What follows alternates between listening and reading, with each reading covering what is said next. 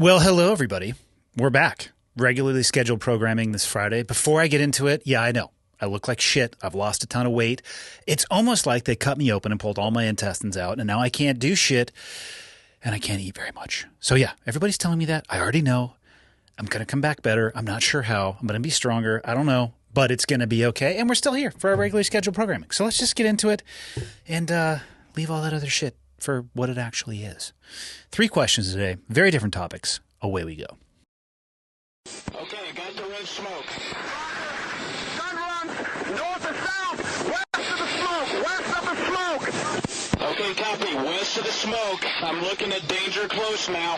Come on with it, baby, give it to me, I need it. Get cleared hot. Copy, cleared hot. All right, everybody, I'm going to try to keep this as short and sweet as possible because it is Friday, which means the next 2 days are Saturday and Sunday, which should be hopefully your day off. So let's get you into your day off, maybe with a little bit of food for thought. Email number 1. I'm a 40-year-old husband and father. Years ago, I worked as a wildland firefighter on a shot crew, which is a Type 1 crew. I don't know what that is. With some of the best friends you could ask for. I left that occupation and the state to marry my wife. Against all my teenage thoughts, I now live in the same town where I grew up. I tried to put wildland fire behind me and found a meaningful job in the nonprofit sector. Fast forward 14 years, and I have the opportunity to go back into wildland fire locally. The family is on board, and I'm pumped. That's awesome for you, returning back to something you're passionate about. My question is this. When you were in your 20s, what leadership style and actions were most likely to result in cooperation, following, obeying? You have talked about your parents allowing you to rub against the guardrails of failure, and you've talked about your peers, but I can't recall you talking about your early years in the military. Unlike the military, I will be interacting with volunteers under no obligation to follow me. Glad your wife is smarter than you so the rest of us can continue to be entertained. That is a very good point. My wife is smarter than me. She tricked me into going to the hospital, and it probably saved me from getting a colostomy bag. So yeah, she's smarter than me. I appreciate her more than you do, which is fair. All right, so you'll be interacting with volunteers under no obligation to follow you. I don't necessarily understand how that is the case given the environment that you are going to be operating in. I think you're talking about maybe from a training perspective, like if you get together and you're training with these people because they're volunteers, they don't have an obligation to comply, to use one of your words, or follow or obey. I would probably get rid of the obey. Just not a great term. They're not dogs, and I don't think you meant it in a negative fashion, but be careful with the words that you choose to use and be careful with the way that you talk to yourself. Even if you don't say these things to other people, just be cautious with that terminology. But if they're volunteering for the Wildland Fire Department, I'm going to assume they have some level of buy-in. They want to be there for a reason. I'm going to assume it's a hierarchical system with a rank structure of some kind. I mean, there has to be some way that somebody is in charge of a wildland fire scene and other people know where they fall into the rank and order of it all. I know nothing about the fire service, let alone wildland fire, but I have to assume that that is the case. I can't think everybody would be out there just making decisions on their own. So, yeah, they're volunteer, but let's look at the environment you might be operating in. It could be lethal at times. There's a chance of risk to life, limb, and eyesight, the 3 things that we were always protecting against in military training and operations. So there's a reason for them to follow good leadership. The fact that they're a volunteer and not contractually obligated like you are in the military is a difference for sure. But what I think will have the largest impact is the leadership style that you choose, because leadership is the single most impactful and powerful weapon that human beings have access to. And executed properly, it wouldn't really matter if there was this hierarchical structure, if there wasn't. People will follow good leadership. Specifically, what I needed, though, when I was in my 20s, you mentioned when I was growing up, my parents did provide for me the opportunity to make mistakes. That doesn't mean they were ignoring my behavior, and I think most parents would agree with this. Your kids think they're Jason Bourne, but they're more along the lines of Jason Bumblehead. So even with my own kids, I know when they're trying to pull the wool over my eyes, and sometimes I'll let them think that they are, so they have to suffer the consequences of their actions. but not in a catastrophic manner. So they have to feel and suffer consequences of their own actions and learn that lesson. They need to experience that, because if you shield them from everything, then what you're going to develop is a child that is not resilient to anything. And I don't think anybody wants that. And the real world would not reward that anyway. So that was my parents and the route that they took. Mentorship was the most effective tool that was used on me and probably every junior individual making it to a SEAL team. You know, on your first day, you have a lot of book knowledge and absolutely no experience, which is probably the most dangerous place you could ever arrive in any career. But you're still tasked with the job. I was like a secondary or a tertiary rep in the comms department, and I didn't know anything about the radios. I hadn't been to comm school yet, so I wasn't really able to do a whole lot. I mean, I could count things and do an inventory, but so could a monkey. I mean, I wasn't truly an asset to the platoon. I had a pulse, I had motivation, I had desire, I had the willingness to do anything that was asked of me. I just didn't know my hole. I didn't know my head from a hole in the wall. That came out weird, but we're going to leave that in there. Mentorship, having somebody teach me, and then instead of doing it for me, allowing me inside of similar bracketed parameters. I mean, they're not going to let me destroy a radio, but they might allow me to interact with the radio or interface with the radio or learn how to put into the frequencies or learn to load crypto or erase crypto or how to handle crypto or all those things that we use in that particular super small segment in the comms world. Before even going to comm school, I had the person who was the subject matter expert teach me multiple times, show me with oversight until I understood the system, and then allow me to operate it with their guidance. But they were probably 80% of the time looking up and out and checking out other things, and 20% of the time checking in on me. When people are in that phase where they have little experience, but a lot of book knowledge, you need to be a little bit more involved from a leadership approach, because they are at a very dangerous place. It's a walking Dunning-Kruger effect. They think they know a ton, but their experience is actually incredibly limited. So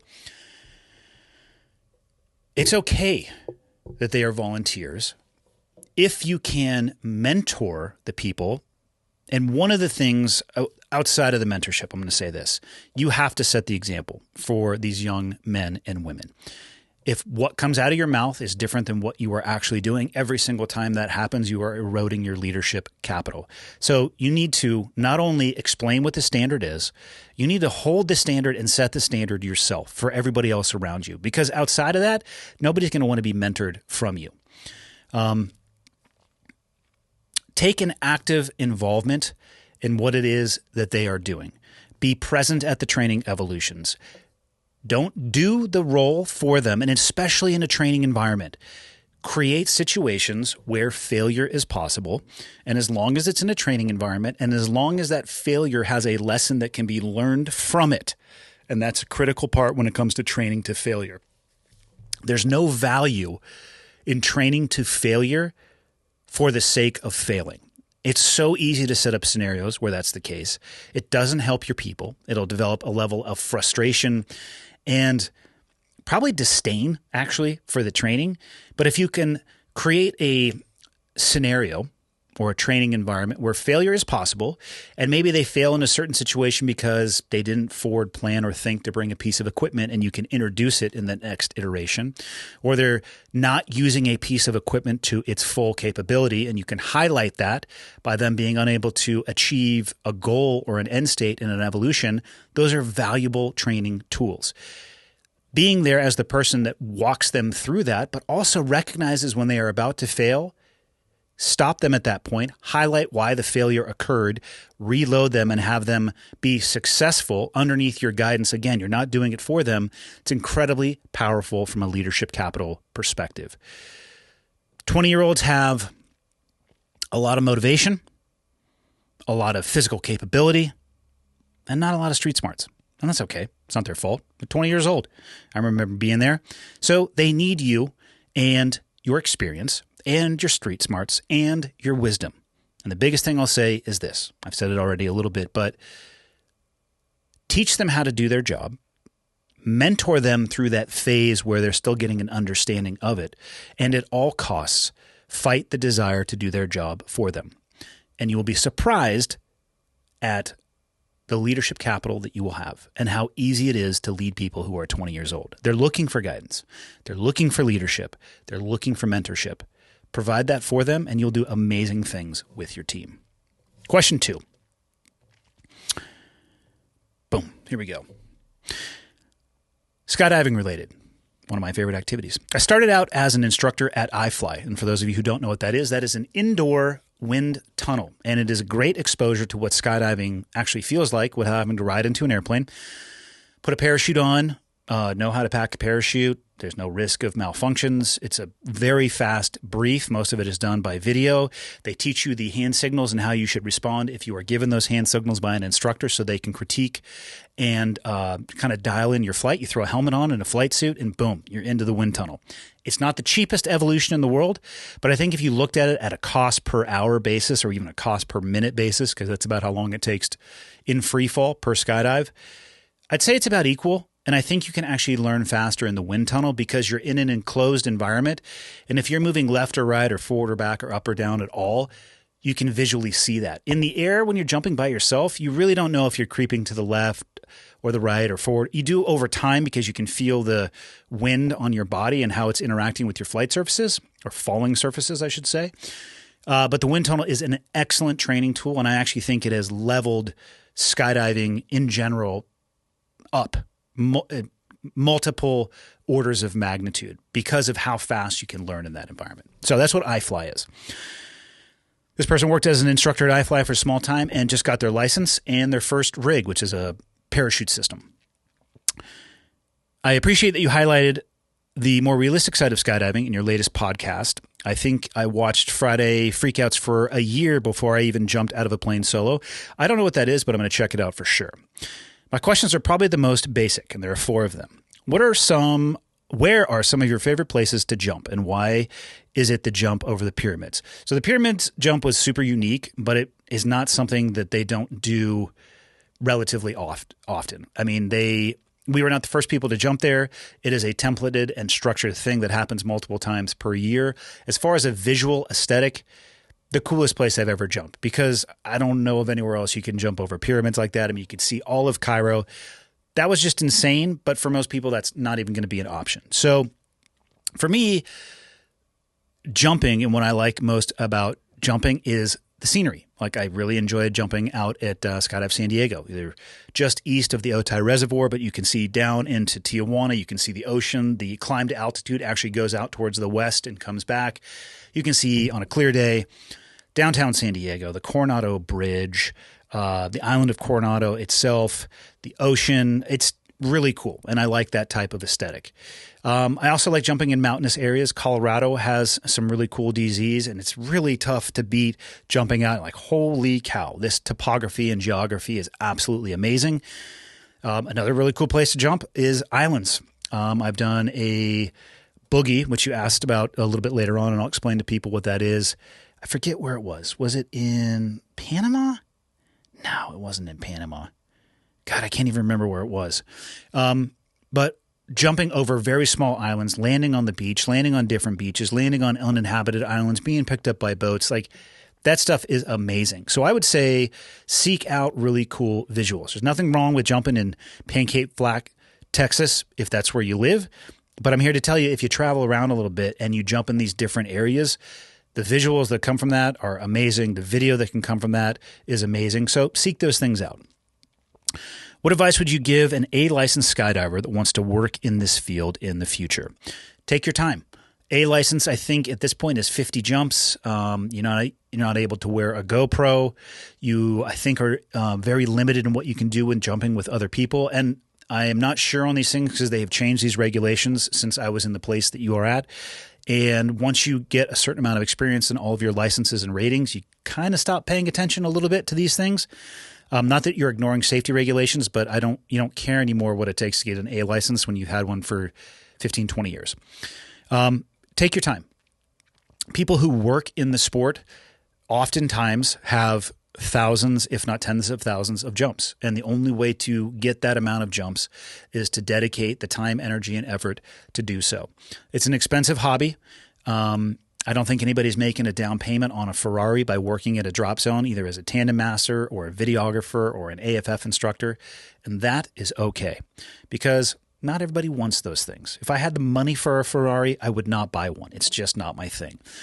So understand the economics of what the job is probably going to be able to provide for you. And if it's something that you're passionate about, that's awesome. Enjoy the ride and take the time needed to gain the experience to do these other things safely. You'll probably get your coach rating first, maybe tandem rating after that, or actually probably start shooting, video for tandem or AFF somewhere in that pipeline. You become an AFF instructor, a tandem instructor. They're all opportunities, but they all have a minimum jump number, and there's no way to short circuit or shortcut that experience. So take your time, enjoy the jumps. Try to learn lessons and make mistakes slowly as opposed to rapidly combining them all into one or two jumps. Number 3, have you ever been to a boogie? I keep hearing about them and want to know which ones to keep my eyes on. So a boogie is an event, essentially. Most drop zones will have an aircraft or two, and maybe they'll bring out the bigger aircraft on the weekend. A boogie is kind of like a party, essentially. And there actually generally is a party associated with it for the non-jumpers or in your after jumping hours. But a lot of the times they will bring in helicopters. Sometimes they'll bring in a hot air balloon. They'll bring in multiple aircraft. Maybe they'll bring in a twin otter if you've only been jumping out of a caravan or a skyvan or something. It's a cool way for people. It's a celebration. You're like, hey, we're going to do this cool event. We'll get together. And I've had good experiences at boogies and I've had bad experiences at boogies. And what you need to do is just kind of pay attention to the environment that you are in. Some boogies are more about the party, and some boogies are more about the jumping, and some are an equal mix of both. There is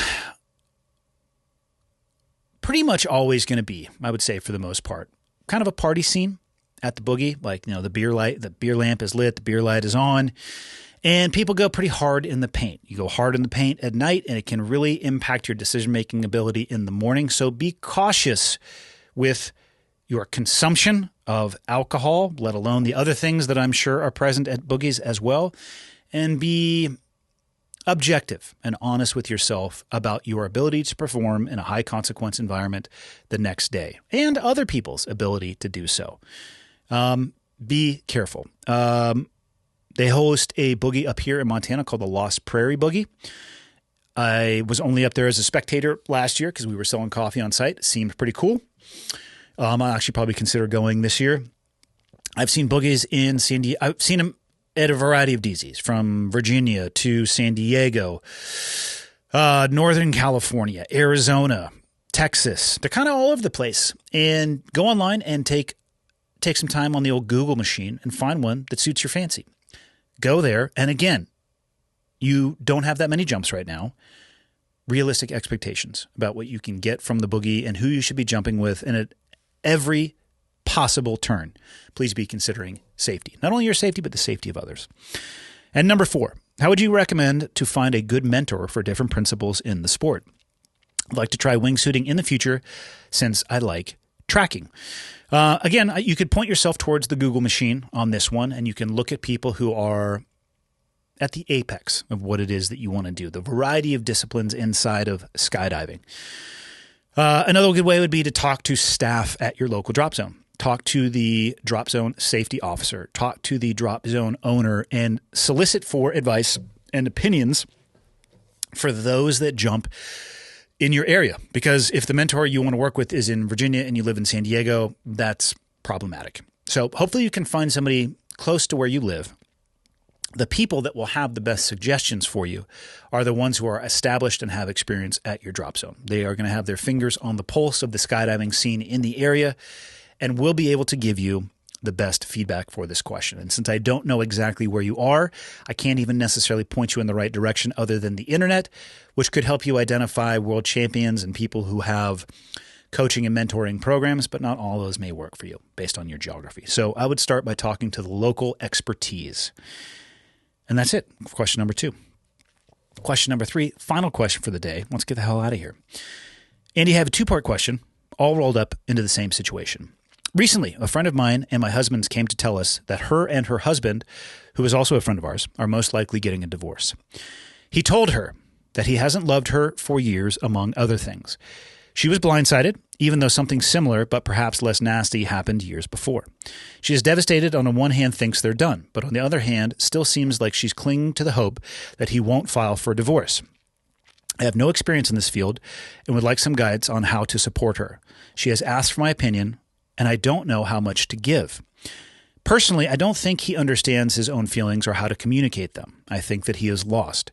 She told us they had been trying to get pregnant recently, and then now this. That's one hell of a swing in the opposite direction. I understand they have been together for 10 years, and she feels like she can't just walk away. I want to tell her that her time and her love is valuable, and she deserves someone who thinks so. Do I tell her my true feelings on the situation? I don't want to hurt her any more than she is hurting or push her away. I was tempted to answer this first part to begin with, but I think it's important to roll in this second part because my answer is going to encapsulate both of these. So, part 2.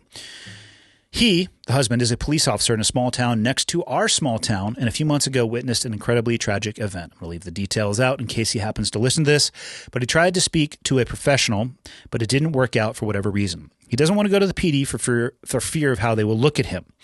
According to her, he doesn't get more than a few hours of sleep. He works a late shift and has been more anxious.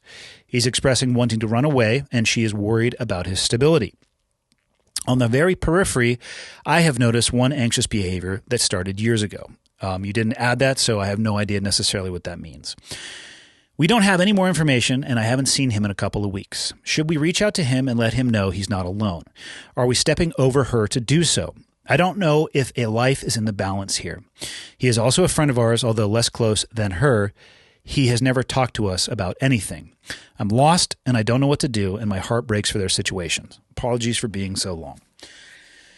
It is a heartbreaking situation. And like I said, I was tempted to answer the first part individually, but I think it's important to address the second part. You said something in the first section.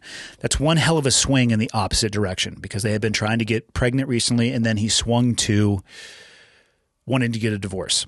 I don't know much about this relationship other than what you told me. I obviously don't know the backstory, but I agree with you. This is a wild swing. He goes from wanting to try to have a kid to telling her he doesn't love her anymore. Those are two very far ends of a spectrum. And the pendulum effect of bouncing back and forth or bouncing from one to the other is concerning to me. And I would say, knowing almost nothing about this person or their situation, that gives me a little bit of cause for concern about his stability, which you mentioned. Now, he obviously was involved in something that was horrific and that has left a mark on him and that is still having an impact on him. You know, he went to, he twice tried to speak with a professional. Okay. Sometimes twice isn't enough. Sometimes a half a dozen times isn't enough. I obviously can't speak to this person because I don't know who he is, but for anybody in a situation like this who has tried therapy once or twice, and they're like, you know what? Fuck this therapy stuff. Andy's always talking about it, and it didn't do anything for me. Okay, maybe twice isn't enough. Maybe you keep going until you find somebody that you have a connection with, and you can deal with the trauma before it deals with you. Because in this situation right here, this is kind of what it looks like. And of course, I have to speak broadly because, again, I don't know this person or their specifics. But this is what it looks like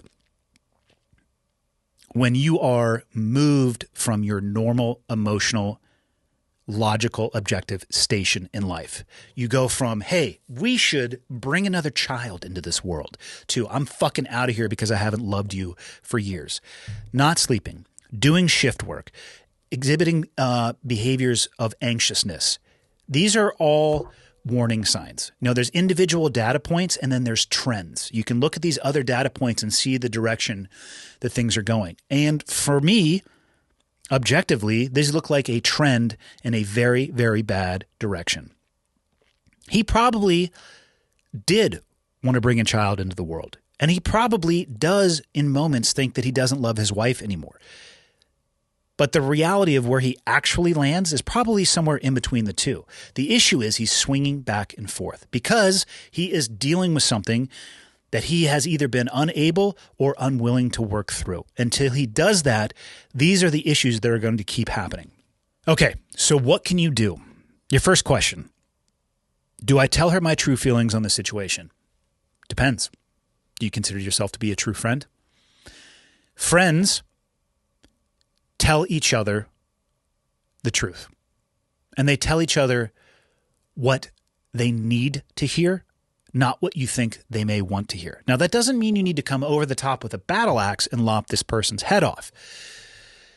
If you consider yourself to be a true and valuable friend to this person, and what you have to say is coming from a piece of love and care and concern, spend some time thinking about how you want to deliver that message, and then do so. And ask yourself, if the roles were reversed, would you want somebody to blow smoke up your ass, or would you want somebody to tell you the truth? And if somebody told you the truth and you didn't like what they were hearing, does that mean that they're not your friend? That you shouldn't listen to what they're saying? Or should you sit with it, and as much as you are fucking choking on it, realize that they're telling you that because they care about you? If they didn't care about you, they wouldn't say shit. So if you are this person's friend, act like it. Now, what to do with the husband? Should we reach out to him and let him know he's not alone? I don't know if a life is in the balance here. How long do you want to wait to find out? You will find out almost immediately whether or not you are true friends to this couple and you can be there to support them or not. But if you were to wake up tomorrow to a phone call that this person had just decided to suck start their service revolver, how would you feel about that? I think I can answer that question for you. You'd feel like shit. You would regret the decision to not reach out. You would regret that you didn't tell this person that they are not alone, far more than having to deal with somebody being angry at you because they potentially feel like you overstepped your bounds. We're talking about a matter of life and death, potentially. You don't know whether or not that's the case. What's the downside to finding out? Somebody's mad at you. They may not be your friend anymore. What's the upside if you're right? You know, that might save this person's life. What I might tell this woman, or what I would consider telling this woman if I were you in this situation, is that I don't know if her husband is capable of making a rational decision at this point. And until this person is willing to deal with their own demons and take the time to do so, it may be better for her to not push back too hard, but also not hold on too hard. He, in these swings, and again, I am making this assessment off so little information, but as these statements come out of his mouth that are swinging in both directions, the farther they get to the fringe, the less, in my opinion, the less serious those statements are. If this person can right their orbit and reestablish gravity and a foundation in their life, I feel like some of the wilder things of, hey, I don't love this person anymore and I haven't for a while, they're going to work their way through the filter. And then there's going to be, of course, working your way through the damage of the things that you may have said in this emotional state. Because guess what? Being crazy for a little bit because you were unwilling to deal with some bullshit, so that bullshit started dealing with you, is not an excuse to treat people like shit. So if you do treat people like shit and then you go and you get the help that you need and you do the work and you return to the person that you want to be, guess what? You don't get a fucking free pass. You have to go deal with that damage too. So there's a lot of work that's going to have to be done here. But I don't think any of that work, especially on the relationship, is actually going to be possible until this person can establish a baseline and find their way back to a foundation. So you might want to start with supporting, well, actually I was going to say you might want to start with supporting him. I would talk to the wife. I'm speaking to the woman that wrote this. I would talk to the wife, and I would probably have your husband approach the husband and maybe provide equal levels of support, different types of support, but equal level so they both know that they are supported. Right now, it seems like as a couple, they're on opposite ends of the spectrum. I feel like they can find their way back, but not until you get the crazy out. And it's okay to be crazy. You're not responsible for the trauma that happens to you in life, but you are 100% responsible for what you do with it and how you deal with it. It is not an excuse to treat people like shit. And if you do, you better own that too. So hopefully this person has put their shovel away and hasn't dug much deeper, and can take the help when offered and come out of this in a better place and hopefully recover that relationship with his spouse. But if I were you and your husband, I would absolutely reach out. There is downside for sure, potential, but to me, especially when it comes to the police officer, the risk in not reaching out outweighs it all. So those are my thoughts. Hope everybody has a great weekend. See you on Monday with a very special episode. I was able to talk my wife into coming on. So Monday's episode will be with my wife, Leah. See you then.